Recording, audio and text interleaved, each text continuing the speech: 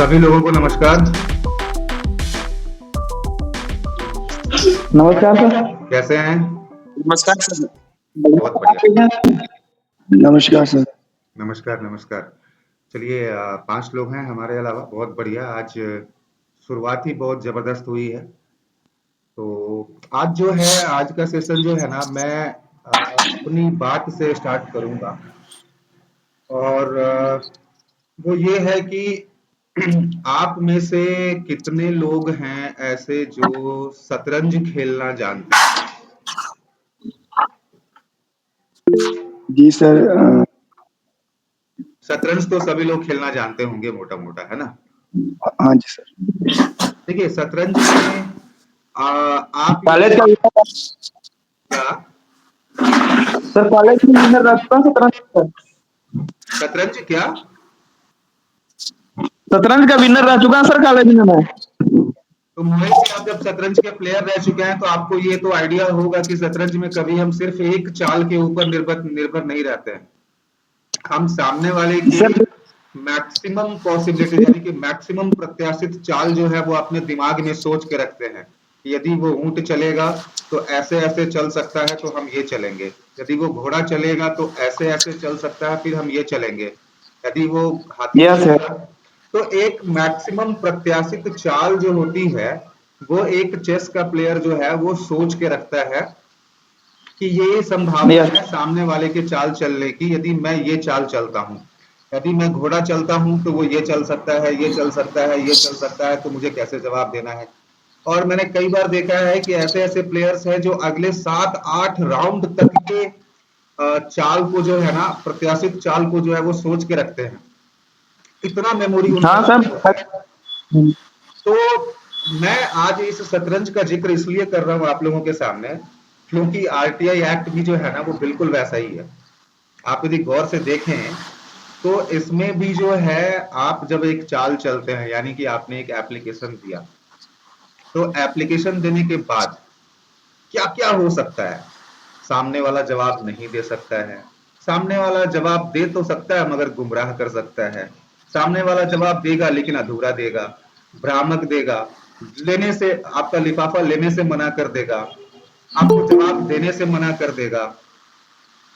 तो मेरा ये कहना है कि आपको मेंटली वेल प्रिपेयर्ड होना है कि यदि मैं कोई आवेदन दे रहा हूं, जैसे शतरंज में मैं एक हाथी की चाल चल रहा हूं, तो हाथी की चाल चलने के बाद सामने वाले की क्या क्या संभावना बन सकती है, ये एक अच्छा चेस का प्लेयर जो होगा ना, वो पूरा कैलकुलेट करेगा कि यार ये मैं हाथी चल रहा हूं, और यदि मैं 4 स्टेप चल रहा हूं, तो उसके बाद सामने वाले प्लेयर की संभावना यह है कि वो हाथी भी चल सकता है, ऊंट भी चल सकता है, सिपाही को भी भेज सकता है, घोड़ा भी निकाल सकता है।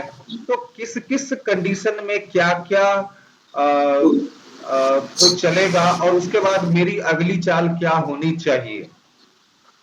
ठीक उसी तरीके से आरटीआई एक्ट में भी जो है, आप लोगों को अपने आप को चेस का प्लेयर मानना है कि मैं चेस रूपी आरटीआई एक्ट का प्लेयर हूं, और मैंने अपनी चाल चली आवेदन देकर के शुरुआत किया। अब क्या क्या हो सकता है? पॉइंट नंबर 1, मेरा आवेदन पहुंचे ही ना वहां पे, लेने से मना कर दे, डाकिया को वापस कर दे। पॉइंट नंबर 2, ले लेकिन कोई जवाब ना दे। पॉइंट नंबर 3, जवाब दे तो गुमराह करने वाला दे। पॉइंट नंबर 4, अधूरा जवाब दे, भ्रामक जवाब दे, या जवाब ना दे। तो ये जो 5-6 सिचुएशंस हैं, इन सिचुएशंस में हमको अगला स्टेप क्या लेना है, ये उस एक अच्छे चेस प्लेयर की भांति जो है हमें अपने माइंड में सेटअप करना होगा कि यदि वो पॉइंट नंबर 1, तो हम ये जवाब देंगे। यदि पॉइंट नंबर 2, तो हम ये जवाब देंगे। यदि पॉइंट नंबर 3, तो हम ये तैयारी करेंगे। यदि पॉइंट नंबर 4, तो हम ये तैयारी करेंगे। तो ये पूरा जो एक सेटअप है ना, ये आपके माइंड में सेट होना चाहिए। आप देखे होंगे कि जब कोई नया नया प्लेयर होता है ना, तो वो एक चाल भी सोच के नहीं चलता। यानी कि उसको मन किया घोड़ा चलना है, तो मन के हिसाब से उसने घोड़ा चल दिया। घोड़ा चलने के बाद सामने वाला क्या चलेगा इसका उसको आइडिया नहीं है। और उसके बाद वो क्या चलेगा और आप क्या चलेंगे ये तो आप बहुत दूर की बात है। तो ऐसी स्थिति में क्या होता है, यदि सामने वाला प्लेयर थोड़ा सा भी परिपक्व है ना, तो आपकी हार तय है। ठीक उसी तरीके से आरटीआई एक्ट में यदि सामने वाला प्लेयर थोड़ा सा भी परिपक्व है आपसे ज्यादा, और आपकी चालें यानी कि आपका जो सिस्टम है खेलने का, आप खेलने का मतलब कि आपका जो आवेदन भेजने का, जवाब देने का सिस्टम, उसमें थोड़ी सी भी गड़बड़ी हुई तो बस आपका आवेदन जो है वो ट्रैक से हट जाएगा और आपको कोई जवाब नहीं मिलेगा। तो आप लोग अपने आप को, आप मान के चलिए कि आप एक चेस खेल रहे हैं, आरटीआई रूपी एक चेस है, और इसमें क्या क्या संभावनाएं हैं ये सारी संभावनाओं को आप लोग कैलकुलेट कीजिए, और कैलकुलेट करके उसके बाद क्या हो सकता है अगली चाल सामने वाले की, क्योंकि जवाब न देना भी एक जवाब है। मैं आपको ये बता दे रहा हूं, जवाब न देना भी एक जवाब है। जवाब नहीं आया तय सीमा में तो मेरा अगला जवाब क्या होगा, वो भी आपको वेल प्रिपेयर्ड होना चाहिए।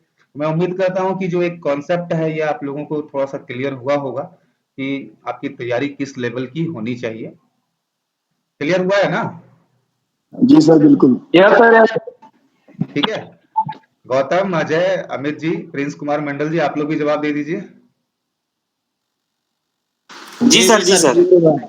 चलिए, तो अब हम करते हैं सवाल लेन देन का सेशन। किसी के माइंड में कोई सवाल है तो प्लीज पूछिए। क्या बात है, आज कोई सवाल नहीं है? नहीं सर है। जी बताएं। हाँ जी सर मैंने ना एक आरटीआई लगाई थी अपने पुलिस थाना में। मैं हाँ, सर बेसिकली पंजाब से हूँ। क्या है? पंजाब से हूँ। ओके। पंजाब से। तो सर वो ना मैंने किसी को ऐसे पैसे दिए थे, तो उस चक्कर में मैंने आरटीआई लगाई थी पुलिस थाना में, और उन्होंने मुझे बुलाया भी था और उस आदमी को भी, लेकिन मेरे पास वीडियो एविडेंस भी थे, लेकिन उन्होंने मेरी बात को नहीं माना, इग्नोर कर दिया। वो कहते हैं कि नहीं ये ऐसा नहीं हो सकता, मतलब कि उन्होंने सुनवाई की नहीं उसके बाद। तो मैंने फिर आरटीआई लगाया, उसमें से मैंने पूछ लिया उनके लिए कि मुझे वो रिसीविंग कॉपी दे दें, और अगर आपने उस पर एफआईआर दर्ज की है तो उसकी मुझे कॉपी प्रदान कर दें, और अगर कोई लीगल एक्शन लिया है उसके उस व्यक्ति के खिलाफ तो उसकी जो भी चल रही है कार्रवाई उसकी एक। जानकारी है वो प्रदान करें। हाँ जी। तो सर मैंने 6 तारीख को ऑनलाइन आरटीआई लगाया था और उसकी फीस भी कंफर्म्ड है, एप्लीकेशन आईडी भी जनरेट हो चुकी है। तो वो जो आरटीआई है एसएसपी को उन्होंने पीआईओ असाइन कर दिया है। हम्म। तो अभी तक सर मीन्स उन्होंने कोई नेक्स्ट फर्दर एक्शन नहीं लिया, तो मैं थोड़ी वेट कर लूँ? बिल्कुल, जो समय सीमा है आपको तो उसका इंतजार करना ही है। ठीक है। तो सर उसमें ना जो मैंने कंप्लेंट कॉपी थी वो नाल अटैच कर दी है। हाँ हाँ। तो उसमें सर कोई वैसे उन्होंने कोई लिखा तो नहीं है, कोई नंबर मुझे नहीं दिया, लेकिन हाँ उन्होंने अपने रजिस्टर पर रिकॉर्ड जरूर किया था ठीक है, पुलिस फिर थाना में। देखिए मैं आपको बताता हूँ, हाँ जी। कोई भी, मैं हर एक बार कहता हूँ, आज फिर से कह रहा हूँ, किसी भी हाँ, वर्बल बातचीत का ना कोई वैल्यू नहीं है। यदि ठीक आप सर। लोग कोई भी आवेदन देते हैं तो आप लोग उनसे आग्रह करें कि सर हाँ मुझे जी। इसकी रिसीविंग कॉपी दी जाए। और यदि आपको वो रिसीविंग कॉपी देने से मना करते हैं ना, तो हाँ आप जी। लोग रजिस्टर्ड कॉपी से उसी चीज को भेज दीजिए। ठीक सर। क्योंकि रजिस्टर्ड कॉपी में क्या है ना कि अब वो रिकॉर्ड हो गया कि हमने आपको भेजा है। ठीक सर। ठीक है। तो वो एक रिकॉर्ड हो जाता है, और हम्म, उस सिचुएशन में वो बाउंड हो जाते हैं एक्शन लेने के लिए। ठीक सर। ठीक है, तो हमेशा ये चीज ध्यान रखिएगा। वैसे आप कह रहे हैं कि चूंकि उन्होंने रजिस्टर पे नोट किया हाँ, है, हाँ जी सर। तो यदि नोट किया है तो निश्चित ही उस पे कुछ न कुछ एक्शन हाँ जी। होना चाहिए। तो थोड़ा सा आप हाँ। इंतजार कीजिए। ये लोग भी आखिरी मिनट का ही वेट करते हैं। मैं तो अपने लाइफ में यही देखा है कि ठीक हमेशा सर। जो है आपको 25वें दिन, 27वें दिन, 28वें दिन या 35वें दिन जो है आपको जवाब मिलेगा। ठीक अक्सर सर। ही, और केंद्र के विभागों में मैंने देखा है कि केंद्र के विभाग जो है वो फटाफट जवाब दे देते हैं। हाँ जी। हाँ सर बिल्कुल ठीक। केंद्र के विभाग जो है वो फटाफट जवाब दे देते हैं, वो इंतजार नहीं करते 30वें दिन का। हाँ जी। हाँ जी सर। ठीक है ना? चलिए, और कोई ओके जी सवाल है थैंक यू। आपका शिवपाल जी? सर और कोई तो हाँ सर, एक ना उन्होंने ना जो मेरी एप्लीकेशन था ना उसमें एक एएसआई को मार कर दिया था, उसका नाम लिखकर मेरी ओके, एप्लीकेशन पर, तो उसकी मैंने फोटो ले ली थी वहां पर। ठीक है, उससे आपको मदद मिलेगा। अभी फिलहाल तो आप हाँ जी। आरटीआई एक्ट का जो है, जो आपने आवेदन दिया है आरटीआई एक्ट के तहत, उसका इंतजार कीजिए जवाब का। ठीक सर, और ठीक। जवाब नहीं आता है तो फिर प्रथम अपील करेंगे। चेस की हाँ चाल जी। तो यही कहती है ना? हाँ जी। हाँ जी।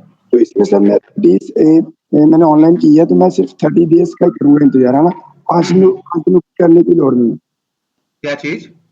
क्योंकि कभी जो हम बाय पोस्ट करते हैं तो हम 5 दिन और वेट कर लेते हैं ना कि उनके पास जाएगी।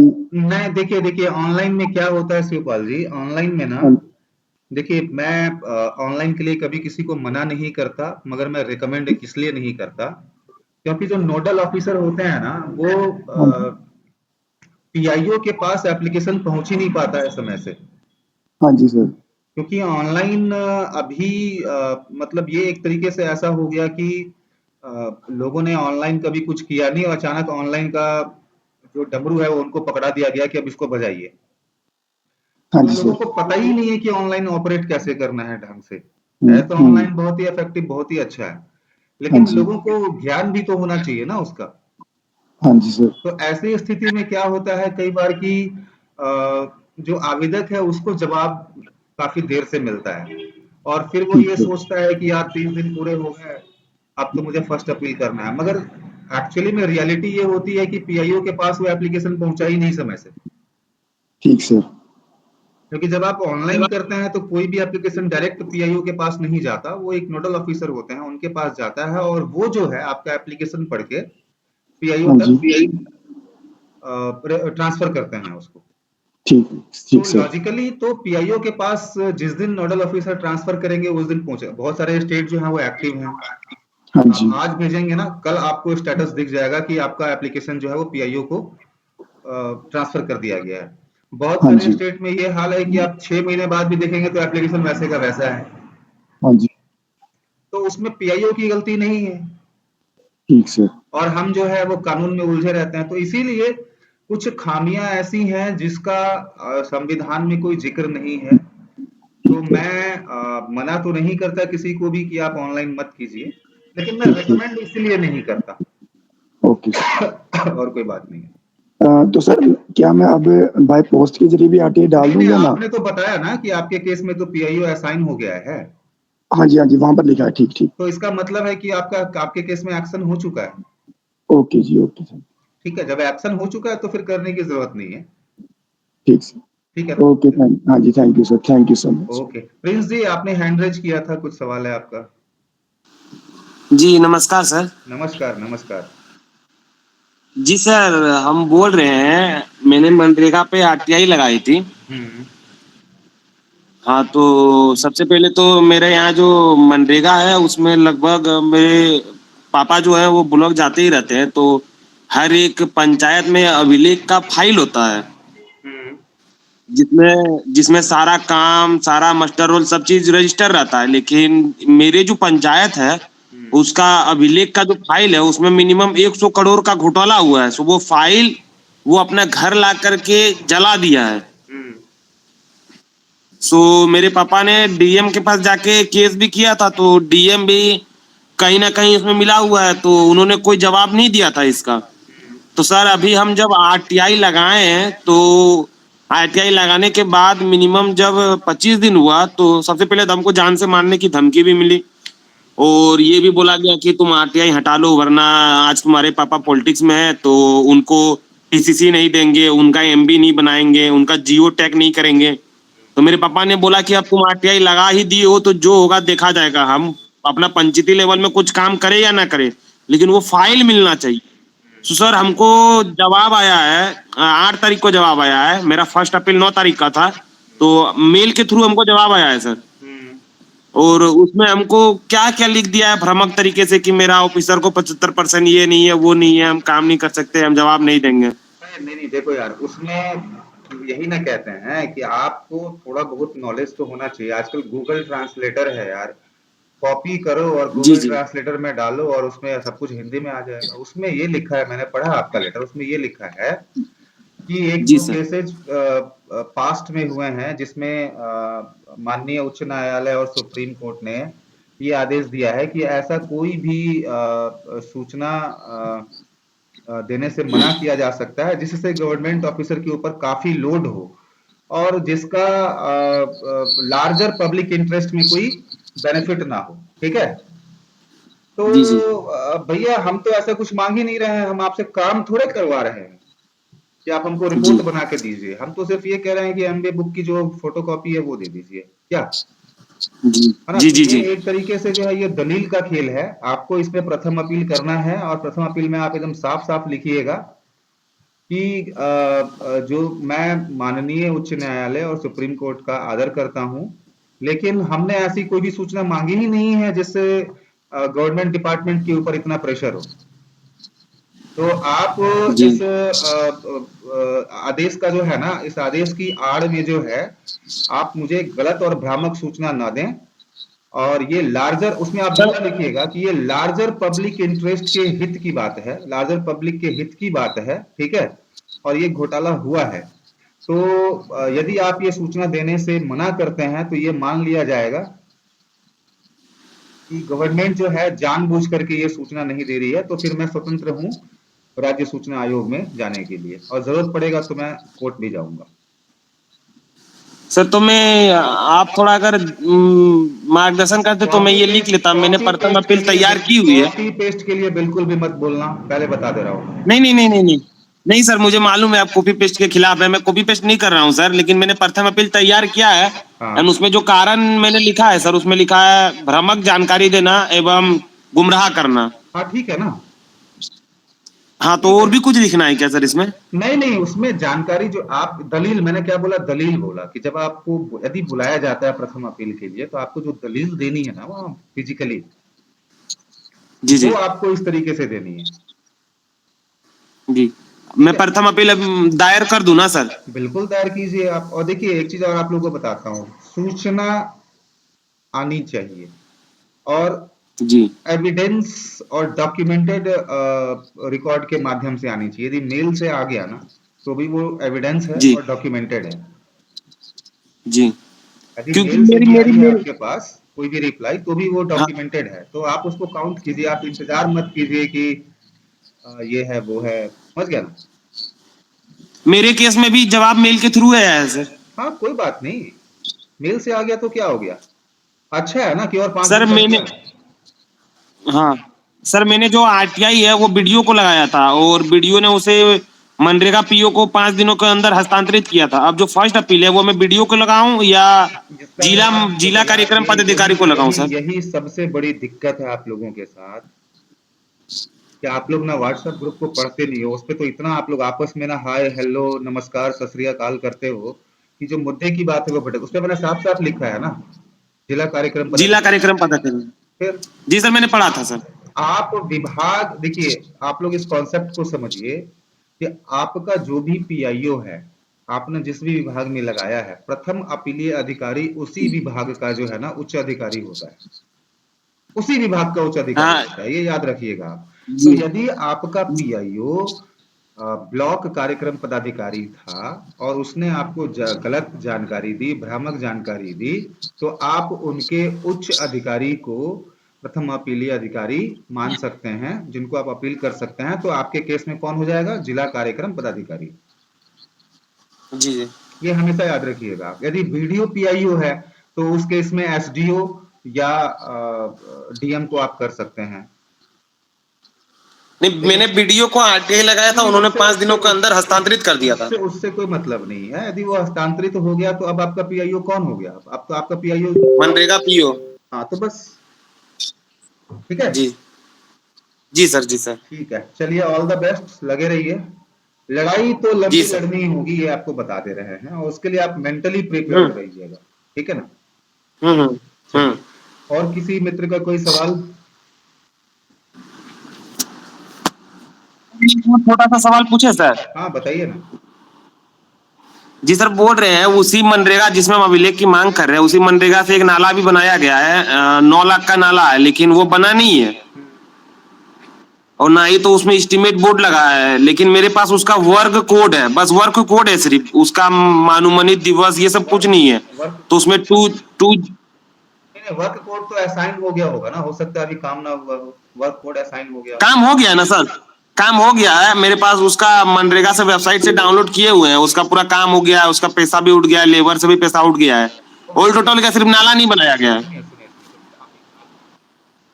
ऐसी जी स्थिति में मैं आप लोगों को एक गाइड करूंगा कि आप लोग सेक्शन 2J1 का इस्तेमाल करें और उस पार्टिकुलर योजना कोड पर जो काम हुआ है ना, उस कार्य के निरीक्षण का मांग करें जी ऑन ग्राउंड कि महोदय ये जो योजना कोड वर्क कोड के अंतर्गत जो कार्य हुआ है, जो नाला निर्माण हुआ है, मुझे उसकी इंस्पेक्शन करनी है, मुझे समय और तारीख बताई जाए जब मैं सक्षम अधिकारी के सामने इस कार्य का निरीक्षण कर सकूं। जी सबसे बढ़िया है ऑन ग्राउंड जाइए ना, नाला बनाया तो दिखाएंगे ना वो कि हाँ ये नाला बना है, क्यों? जी जी सर, नाला नाला हमने जाके देखा है, नाला नहीं बना हुआ, जाके मैंने भी देखा है। मैं वही तो चीज कह रहा हूँ, मैं वही चीज कह रहा हूँ कि आप लोग देखिए, मैं आपको एक चीज बताता हूँ, मैंने एक चीज अपने एक्सपीरियंस में ये चीज देखा है कि सरकारी दफ्तर में ना कम हो या ज्यादा हो, डॉक्यूमेंटेशन आपको लगभग लगभग पूरा ही मिलेगा। हाँ, डॉक्यूमेंटेशन उसका पूरा है कि नाला बन चुका है, ये सब पूरा हम चढ़ा लोग के रखा है। डॉक्यूमेंट तो फिर हम लोग डॉक्यूमेंट मांग के करते क्या है? कुछ नहीं कर पाते हैं, तभी हम्म तो रीजन है कि हम लोग कुछ नहीं कर हम्म पाते हैं। लेकिन यदि हम लोग सीधा ग्राउंड पे ही लेके चले जाएं उनको कि भैया आ जाओ जरा हमें इंस्पेक्शन हम्म दिखाओ, हमें इंस्पेक्शन करना चाहते हैं, तुम्हारा नाला बन गया हम उसका इंस्पेक्शन करना चाहते हैं, हम्म। तब तो दूध का दूध और पानी का पानी होगा ना। जी सर। ठीक है, जी सर। ठीक है। चलिए, अमित गुप्ता जी ने हैंड रेज किया है। अमित गुप्ता जी, स्वागत है आपका।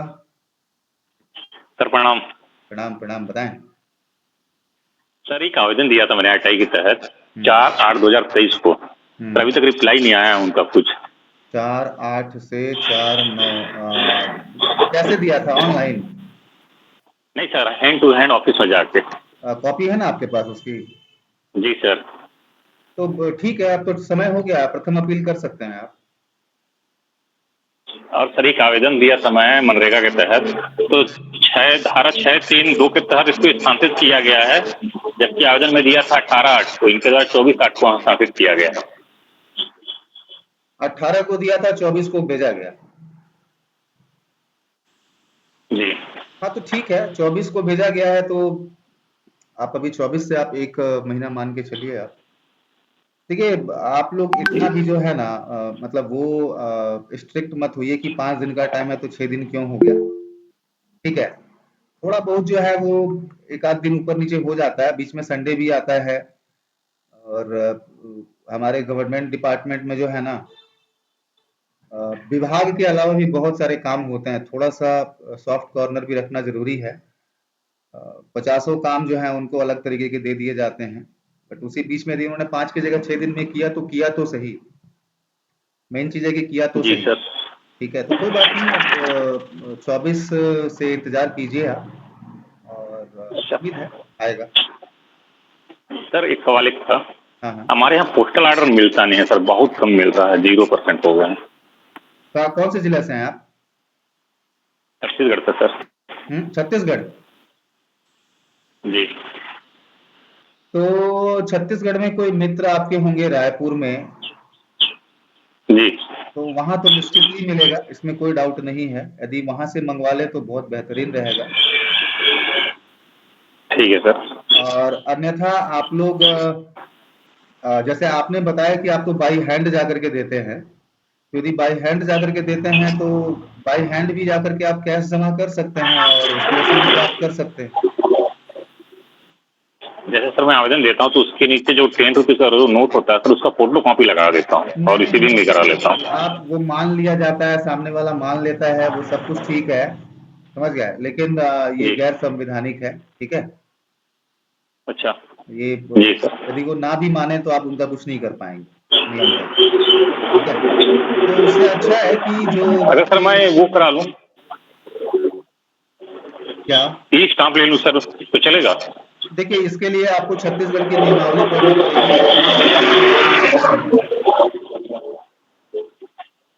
ई स्टाम्प जो है वो वैलिड है कि नहीं है, ये आपको नियमावली पढ़नी पड़ेगी, बहुत सारे स्टेट में नहीं है।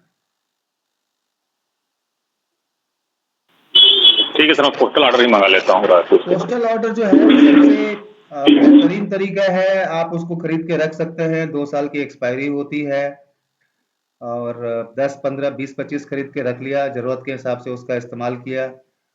यदि जरूरत नहीं है तो कोई और आरटीआई करने वाले हैं, मदद कर दिया उनकी। ठीक है, तो और नहीं तो फिर आप बैंक से जो है वो डिमांड ड्राफ्ट बनवा सकते हैं,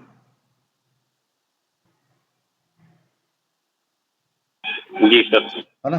और सबसे आसान तरीका है कि यदि आप बाय हैंड आरटीआई देने में सक्षम हैं तो आप वहीं जाकर के उनके कैशियर को आप 10 रुपया दीजिए और उस पे आरटीआई फीस के नाम पे जो है ना उसकी रसीद ले लीजिए, और रसीद संख्या जो है वो अपने आवेदन में डाल दीजिए कि मैंने 10 रुपए का नकद भुगतान फलाने जगह पे कर दिया है, जिसकी रसीद संख्या इतनी है। जी सर, अगले बार से ही करता हूँ। हाँ, ये सबसे आसान तरीका है। ठीक है, चलिए और कोई मित्र जिनका कोई सवाल नहीं है तो चलिए, अच्छा है। मोहित जी का है एक क्वेश्चन। मोहित जी, हाँ जी, बताइए। सर पहले सर आपको बहुत बहुत थैंक बोलूंगा सर मैं, इसलिए कि सर मेरे सेकेंड अपील की सेकेंड सुनवाई हुई थी सर, आपको बताया था ना 6 तारीख हाँ जी, को। हाँ जी, हाँ जी, हाँ तो जी। सर आवाज आ रही है सर? जी जी, आ रही है। तो सर उसमें क्या है कि मैं सर सूचना मांगा था, वो हैंडपंप के रिगार्डिंग सर था उसमें। हम्म। तो मुझे वो सूचना शॉर्ट लग रही है, तो मैं एक बार आपको स्क्रीन शेयर कर रहा हूँ सर, एक बार देख लीजिए प्लीज। क्या लग रही है सूचना? सूचना मुझे वो समझ में नहीं आ रही है, बहुत तो घुमा फिरा के दिया है। तो एक बार मैं शेयर कर रहा हूँ सर, एक बार देख लीजिए उसको, आप शेयर जो मैं कीजिए, सूचना मांगा था, शेयर कीजिए आप। जवाब आया है। जी। ठीक है। सेकंड अपील आपके उप्रेती जी थे ना? क्या सर? हाँ हाँ, उस पे जी थे।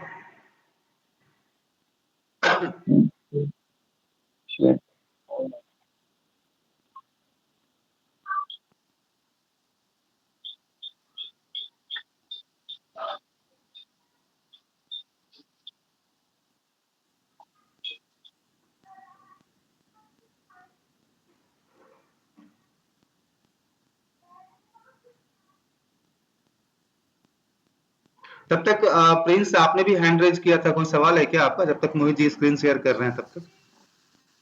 जी सर, हम बोल रहे थे सर, एक वीडियो जिला परिषद पर भी बनाइए सर।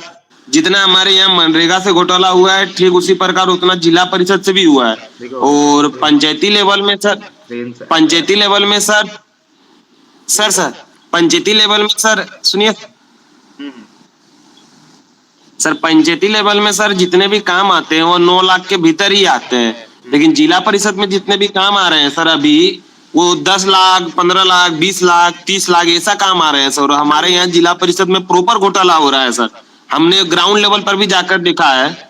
प्रिंस, आपकी बात बिल्कुल सही है। थोड़ा सा क्या है, मेरे साथ आप लोग नोटिस किए होंगे, अभी कुछ ना थोड़ा जी समय जी का अभाव है, और वीडियो आ, ऐसा नहीं है कि मैं उठूं और कुछ भी उसमें बोल दूं और वो वीडियो अपलोड कर दूं। यदि आप लोग मुझ पे भरोसा करते हैं, मेरे शब्दों पे भरोसा करते हैं, तो ये मेरी नैतिक जिम्मेदारी है कि मैं कोई भी शब्द तोल मोल करके बोलूं। ठीक है, जी सर। तो मेरे पास थोड़ा सा समय अभाव के कारण जो है मैं ये चीज नहीं कर पा रहा हूँ।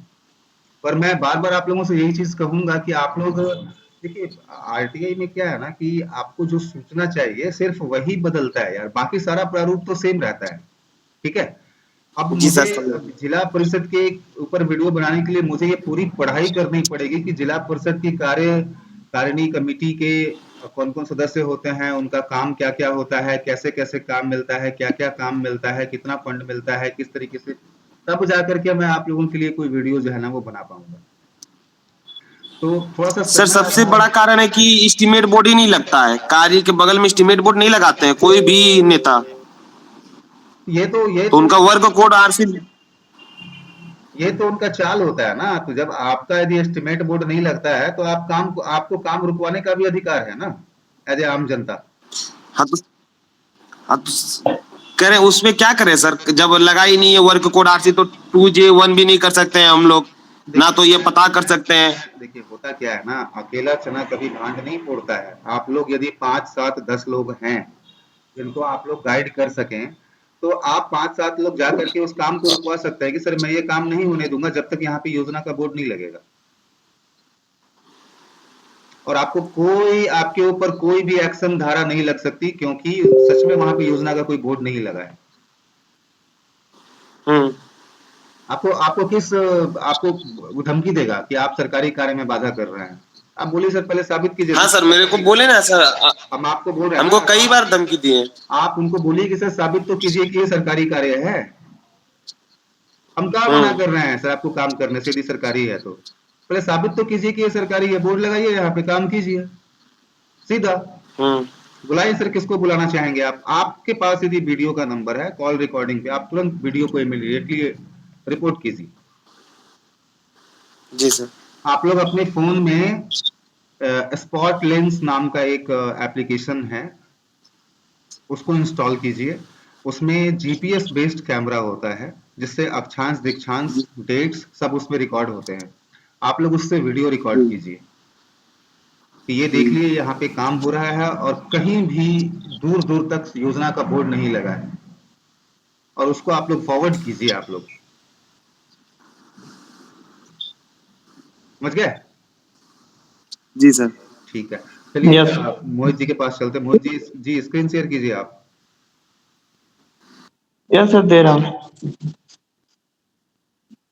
आप एक काम करो मोहित, यहाँ पे जो आ है रहा है? मुझे पढ़ने में नहीं बन रहा है यहाँ पे, आप एक काम करो, उसको ग्रुप में शेयर कर दो, मैं देख लेता हूँ। ठीक है सर, मैं अभी जस्ट शेयर कर रहा हूँ। ठीक है ना, ग्रुप में शेयर कर दीजिए, एक मैं उसको मिनट। देख लेता हूँ। और ग्रुप में जो है ना, मेरा ये विचार है कि मैं 1 से 2 लोगों को जो है ग्रुप में एडमिन बनाऊं। रीजन उसका ये है कि कई बार मैं समय नहीं दे पाता हूं और कुछ अराजक तत्व जो है ग्रुप की गरिमा को भंग करते हुए बहुत सारे अपने विचार प्रकट करने लगते हैं, और उससे होता क्या है कि कुछ अच्छे लोग जो ग्रुप में जुड़ना चाहते हैं वो क्विट कर जाते हैं। तो यस सर, बहुत काफी हुई है। सिर्फ और सिर्फ इसी मकसद से मैं चाहता हूं कि 1-2 लोग इसमें ग्रुप में एडमिन बने। तो मैं विचार कर रहा हूं, और उनसे सिर्फ इतना ही रिक्वेस्ट रहेगा कि यदि कुछ भी ऐसा होता है तो उनको इमीडिएटली वार्निंग दे करके, यदि वो सुनते हैं तो ठीक है, अन्यथा उनको बाहर का रास्ता दिखा दिया जाए। एकदम सिंपल है। इस ग्रुप का मकसद पूरा पूरा साफ है, यहाँ पे कोई किसी राजनीतिक विचारधारा को प्रमोट नहीं किया जाएगा, ना ही आपके व्यक्तिगत विचार कुछ भी हो सकते हैं, मैं उसका सम्मान करता हूं, लेकिन आप उसको किसी के ऊपर थोप नहीं सकते हैं, है ना? और वैसे भी ये ग्रुप का मकसद ये है ही नहीं, तो थोड़ा सा इसके ऊपर ध्यान दिया जाएगा। और चलिए, आज का प्रोग्राम आधे घंटे का था और काफी अच्छा रहा, आप लोग आए। याद रखिएगा सर जी जी, सर एक बार देखिए, ग्रुप में शेयर कर दिया सर, एक बार देख लीजिए बस थोड़ा से। आप ग्रुप में शेयर कर दीजिए। और याद रखिएगा, आरटीआई एक्ट फिर से मैं कह रहा हूँ शतरंज की तरह है। जैसे शतरंज में चालें चली जाती हैं, वैसे ही आप लोगों को चाल तय करनी है। जो मैंने शुरू में बताया था आपको, आरटीआई एक्ट और शतरंज के अंदर की समानता क्या क्या है। तो चलिए, आप लोग सभी लोग जो है एक बार वीडियो ऑन कीजिए, जय हिंद बोलते हैं और प्रोग्राम का समापन करते हैं। Okay okay. ठीक है, मैं इसमें एडिट कर दूंगा जो भी जरूरत होगी। तो चलिए वीडियो ऑन कर लेते हैं और जय हिंद के साथ जो है इस प्रोग्राम को आज का समाप्त करते हैं। Amit ji, Gautam, Prince ji, Mohit ji, video on कर लीजिए। गौतम, वीडियो ऑन कर लो। चलिए, ओके, जय हिंद।